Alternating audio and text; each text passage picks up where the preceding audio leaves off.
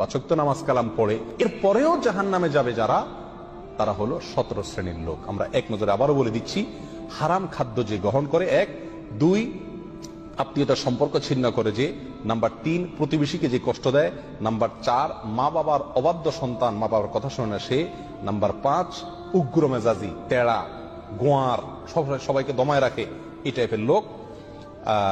Number 6 অধীনস্থদেরকে, প্রজাদেরকে, যে সমস্ত শাসকেরা, যে সমস্ত রাজারা, যে সমস্ত রাষ্ট্রপ্রধানেরা, সরকার প্রধানেরা বা যে যে লেভেলে আছে সে তার প্রজাদেরকে ধোঁকা দেয় যে তারা।